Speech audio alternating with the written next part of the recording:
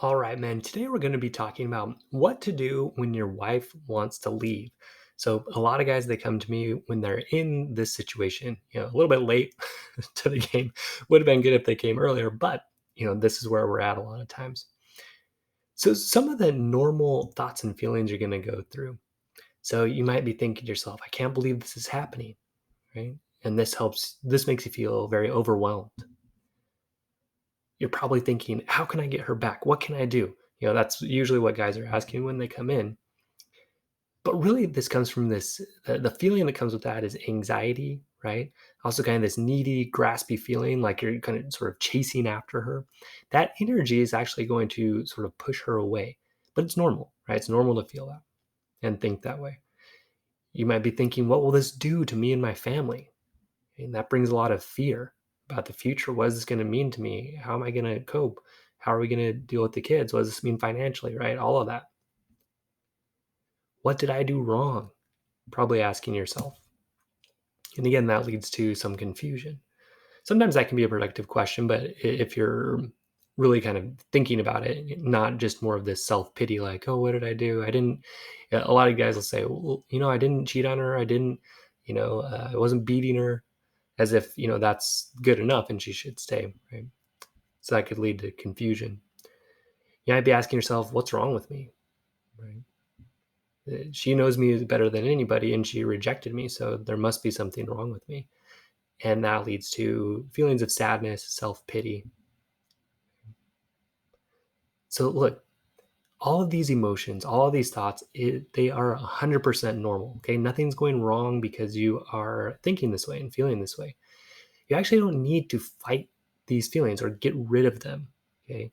In fact, the more you sort of try to do that and just distract yourself from them, the more they're going to come back and they're going to be just wanting to be dealt with effectively, right? They'll keep coming back if you just keep trying to push them away. So, what you want to develop is the skill of allowing these emotions, letting yourself actually feel them. A good thing to think about this is from Brooke Castillo of the Life Coach School podcast, but she says that half of life is negative emotion. Like half of our experience are good, half are bad. The more I think about it, the more I look at things that way, the more I believe that. Like even through a day, it's about half the time we have bad stuff happen, half the time we have good stuff happen. So just realizing like this is part of life, right? It's fine. Nothing went wrong because you're feeling sad or anxious or going through this. This is something I'm really focusing on lately. It's been a really a big help. Um, just as for example, if I talk to somebody on the phone and they decide not to do a program, I feel sad. Um, but instead of kind of fighting that away and just saying, okay, well, put myself back up, get energy back, I'm just like, yeah, I feel sad about that. I let it come. I notice where it is in my body. Um, and the other thing too is just reminding myself, this is fine. Like half of life is negative emotion. And when I realize that and just kind of lean into that sadness or that anger or, whatever it is, and just let myself feel it, it's almost funny, but I almost feel happy. It's really strange, but I just say, okay, like I'm feeling this right now, and this is how it's supposed to be, right? I'm supposed to feel sometimes this way, and it's fine. Like the emotion comes quicker, it goes quicker when I just accept it. Okay? And really, they're not as bad as we think, right? To feel sad for a while, to feel down for a while, to feel scared or anxious for a while. If we just say, okay, like here it is, you know, welcome, right? Come on over. There's the story of Buddha and Mara. So this is I read this in another book, and she was relating the story from Buddha. So Buddha sits down. He's like having tea, and Mara comes. Mara is sort of like we'll just say it's kind of like Satan, like a negative being. Okay, so but what Buddha does, instead of like saying, Mara, get out of here, don't sit down here, Buddha just invites Mara in, just has him sit down to tea, right? And like all this negative stuff comes and Buddha just accepts it. Yeah, come on, bring it on. Sadness, fear, anxiety, all that, that's fine. Like, come on in. So eventually Mara leaves, right? And Buddha becomes enlightened. But the idea is we don't have to push that away. Okay. When it comes, we can just invite it. Hey, come on and sit down, sadness. No problem. Like, I know you're part of life, right?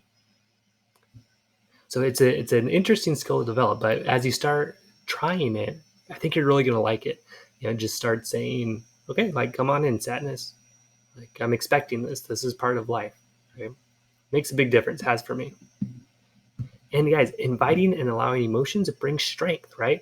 Because then you're not afraid to feel sad or afraid to feel scared or afraid to feel angry, right? You just realize like this is part of the human experience, and I actually welcome that. I want to feel all the emotions that are part of being human. It gives you so much power. Now, it's not that you want to stay here forever though, right? Actually allowing them lets them come and kind of go, and you realize like that's okay.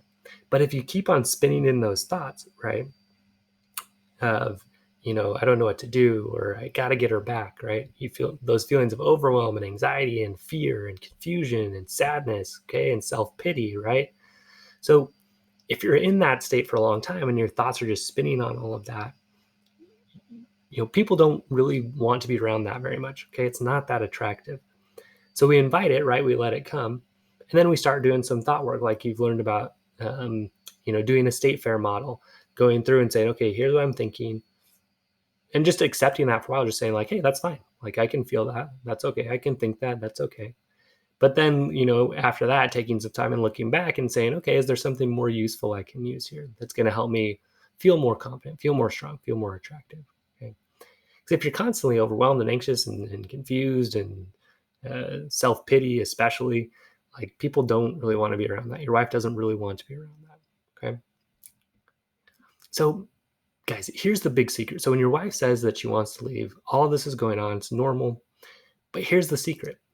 As long as we believe that we need our wife to feel confident, attractive, and loved, okay, if you think your wife is the only person that can give that to you, okay, you're not going to be able to attract her back. You just aren't. This is the same for me, right? If I think my wife's the only one that can make me feel good about myself, she doesn't want to be part of that. I tried that for years. I felt terrible. She felt terrible. Okay. It does not work. The other thing we're going to be doing, we're going to be constantly trying to change her behaviors so that she can validate us, so she can make us feel good about ourselves. Okay. And that just pushes her even further away, right? Because we're like, so I'll give you an example that I think will help illustrate this. But so I used to think this way, that my wife needed to change what she did so I could feel good. So one thing that I asked her to do was to like write me thank you notes. Hey, listen, my love language is words of affirmation, so I need you to write me thank you notes every day. So she actually did it for a while. She wrote, oh, you're a great guy, and thank you for cleaning, and thank you for picking up the house. And I felt good for a little bit, but I also knew like I kind of like bullied her into this. I was like, you better do this. I'm sad. Make me feel better.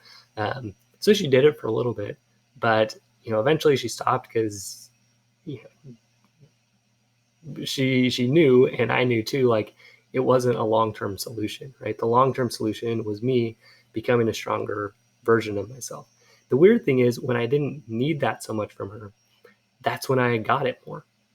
She was happy to give me thanks and to give me appreciation when I wasn't like, hey, look, I did this. Now you need to tell me how great I am so I can feel good. Okay. Hope that makes sense. So remember, when we think that it's her that's going to make us feel confident, attracted, and loved, we're going to try to change her behaviors, and that pushes her away. Okay. Again, it seems sort of counterintuitive. You think like, oh, I just need to ask her to do what I want. But it actually pushes her further away. Okay, this is the evolution process of you and your marriage. Understanding that you can feel confident, attracted, and loved no matter what your wife's doing. Okay. See, women are attracted to strength and confidence. So is everybody. Okay. If you want people to want to be around you, to enjoy time around you, like when you feel strong and you feel confident and you aren't trying to get everybody around you to build you up when you already feel good about you and you're able to give to other people. Everybody wants to be around that. And it's very attractive to women, right? So you need to have this strength and confidence in yourself so that she can actually choose to be with you, not feel manipulated, not feel like she has to be with you or you're going to fall apart, right? So that's not fun. That's what people will call codependent, right? She wants to be around someone that's strong, that can take care of himself, okay? That feels strong and confident alone. And then she wants to come along for the ride and be part of that, okay? Your wife does not need to give you strength and confidence. And really, she cannot do it. She can't be the one to give it to you. Okay, not that it doesn't feel good to get that, for her to say, "Hey, like I love you, I appreciate you, I want to be around you," and it's not bad or wrong to get. In fact, this is sort of the natural consequence of you building up your own strength as people start to realize it and they want to be around you more. So, but again, if you're relying on her to build you up, it just does not work. Okay. This is probably a big part of what made her say, I want to leave you, right? Is you needing her so much to tell you how good you are, or you just kind of neglecting her and thinking she was always going to be there. Right? All right. So, how do you build up this strength and confidence? So, I talk a lot about this, but there's a few main ways. So, one big way is if you're a spiritual or religious person, all kind of reconnecting with that. So for me, as a member of the Church of Jesus Christ of Latter-day Saints, a Christian guy, just remembering that I'm a son of God, I have infinite worth and potential. See, the nice thing there is that never goes away. It doesn't change. As I continue to pursue becoming a more Christ-like person, I can feel good about that. And I can always know where I'm going because God doesn't move. Okay. I used to be constantly trying to make my wife happy, trying to, if she was happy, I was happy. The thing is, like, people's emotions, they move, right? And like, I can't actually make her be happy, just like I can't make her be sad or anything. I was on this mission that was impossible, literally impossible. So I felt upset all the time. But if I'm looking towards God, trying to become more like him, trying to serve my wife just because I want to do that, I want to be that kind of husband, I feel great and I'm much more attractive. Okay. So reconnecting with that spiritual side is one great way to do it. If you're not a religious person, just remembering you have that worth as a human being, right? It doesn't change. We're all worth $100. Okay. If I'm worth $100, so are you. So is Hitler. So is President Trump. Right? Everybody's worth the same, no matter what we do. Okay, that's the potential side of it. That $100 that has the potential to do a lot of good or a lot of bad. Right. The nice thing too is if we do use that $100 to do something bad, it's actually infinite. So it kind of renews, and we can choose then to shift and change ourselves and do something good. And that's the miracle. That's the great thing. So another thing that really helps build up your strength and confidence is setting a clear purpose for your life and working towards it. Saying, this is the kind of man I want to be. No matter what's going on around me, this is who I want to be, and working towards that. Again, that's independent of your wife. Learning to tolerate your emotions that we talked about at the beginning of this, inviting those negative emotions, saying, okay, sadness, here you are. No problem. Let me feel it in my body. This is part of life. Right? If you guys start trying that, you're going to really like it. You serve your wife and others, again, because you want to be that kind of guy, not because you're expecting some reaction back from them, but because you just want to be that person. Okay. Improving your communication skills, okay? Being able to understand better the people around you, being able to express yourself in a way that is positive. But really, probably the bigger skill is really getting to where you can do a great job understanding the people around you. Another thing that can help is working on your physical strength, right? Making some physical goals, working towards those. That can really boost your physical strength and your confidence. Now, here's the other big part is having faith, right? Believing that as you do these things, good is going to come back to you one way or another. It might not be exactly how you expect.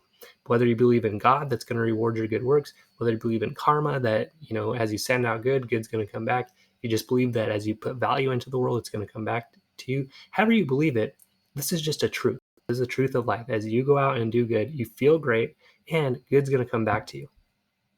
Okay, it will. It just will. All right.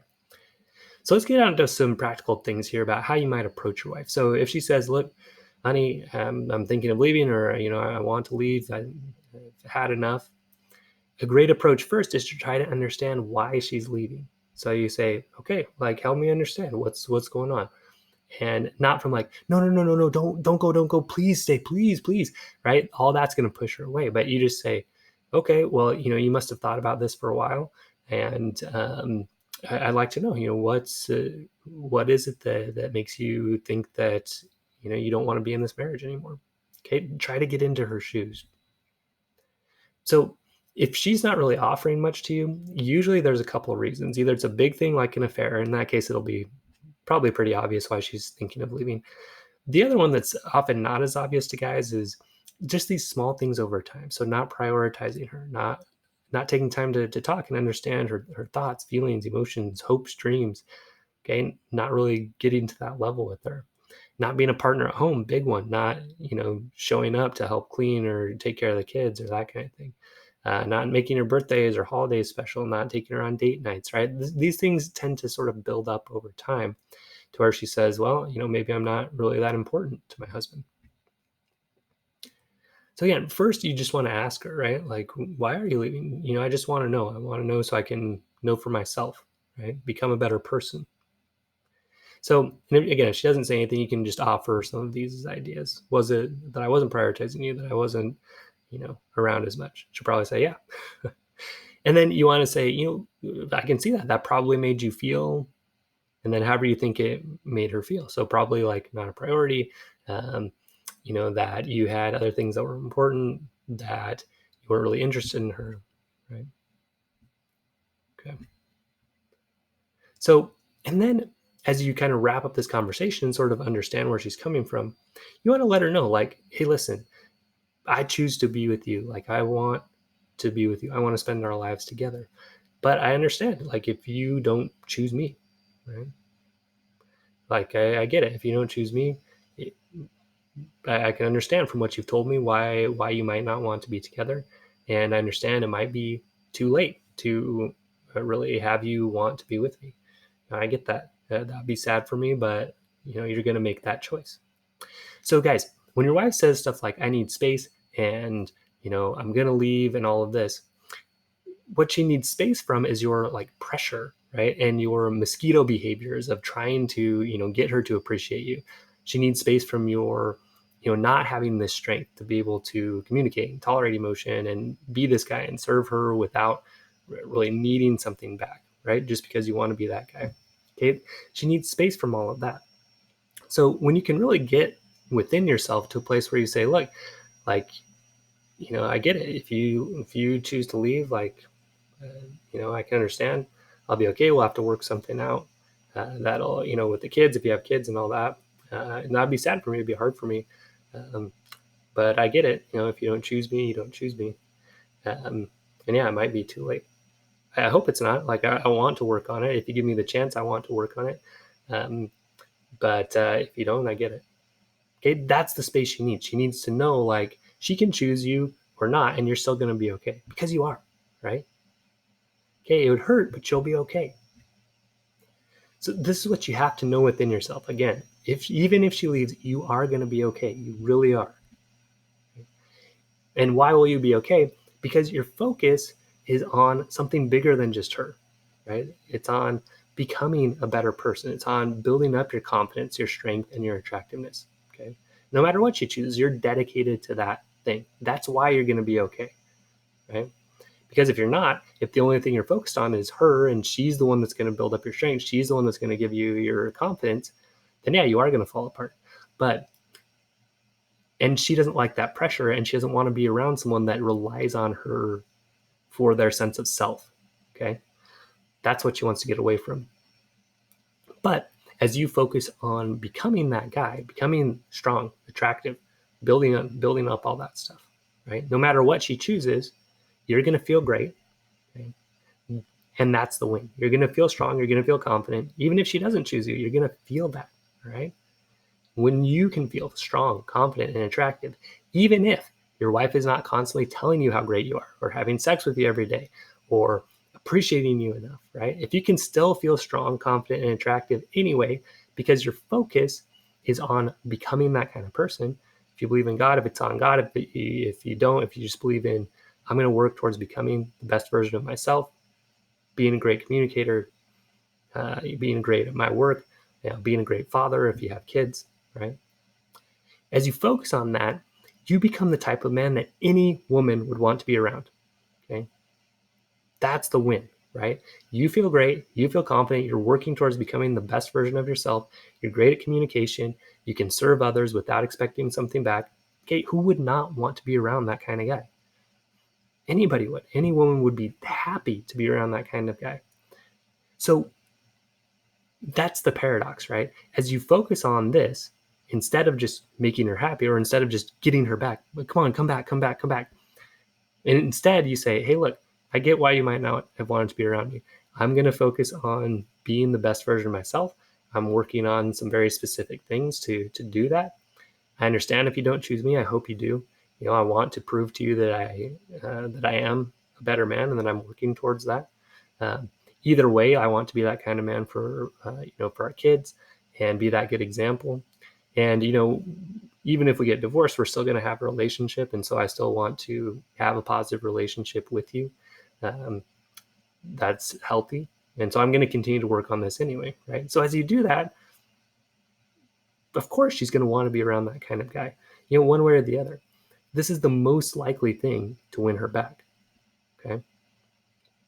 And look, guys, even if things don't work out romantically with your wife, you can still have that good relationship with her and the kids as you focus on building this up. And you are going to attract the right woman to you. Okay. You just are. And you're focused on this, when you're focused on building yourself up, when you're focused on building up that strength and confidence, if you believe in God, when you're focused on becoming the best, version of yourself that God wants you to be, you're going to attract the right woman to you in a romantic sense. 100%. Okay. Maybe that's your wife. Maybe you even get remarried later. Maybe it's somebody else that is just the next stage in your life, right?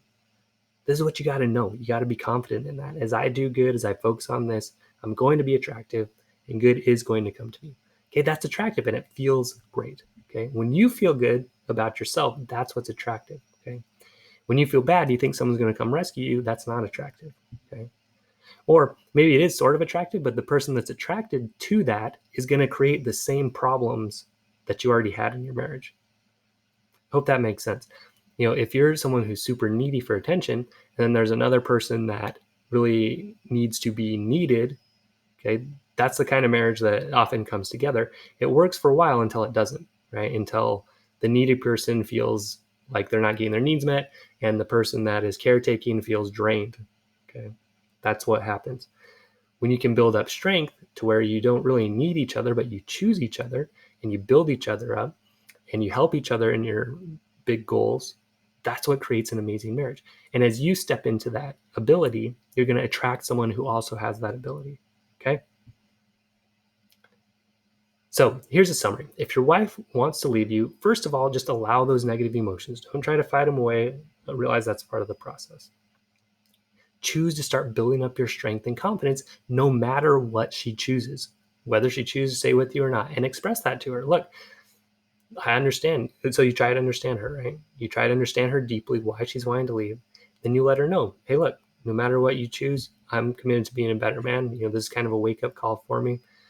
I understand if it's too late, right? I choose you. I hope you choose me too. But look, if you don't, I get it. I kind of blew it here, right? And I'll be okay. Okay. I'll be okay even if you do choose to leave. Okay. When she hears that, she's going to be blown away. She's going to be very surprised by that response.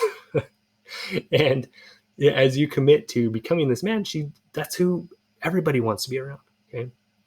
Now she may very well say, hey, look, man, too little, too late, and we're going to have to go through with this divorce. And you say, okay, that makes me sad. But I get it. And that's going to be your choice. And I'm going to be okay. And I'm committed to becoming this guy either way. Okay? Because as you do that, like, that's someone people want to be around. That's someone that you feel great about being. And as you feel great about who you are, that attracts people to you. Okay. So just know that as you continue to become that best version of yourself, if you believe in God, the person that God wants you to be, you are attractive. Amazing relationships will come. You'll have a better relationship with your wife or your ex-wife if it goes that direction. And you're going to attract someone who is also at that level of building themselves up, of not needing you to build them up so much, right? That's what creates a great marriage, right? Both of you working towards becoming the best version of yourself, not needing each other, but choosing each other. You still choose to serve each other, but the intention is very different, right? You still do nice things. You still write her a nice love note. You still try to do things in her love language, but it's because you just want to be that husband, not because you figure, okay, if I do this, then she's going to do something back for me. Okay. It's subtle, but it's very important. So again, if your wife's choosing to leave, it feels terrible. Let yourself feel it, and then commit to becoming that best version of yourself. All right, men. Great job. We'll see you next episode. Stay strong. We'll see you next episode.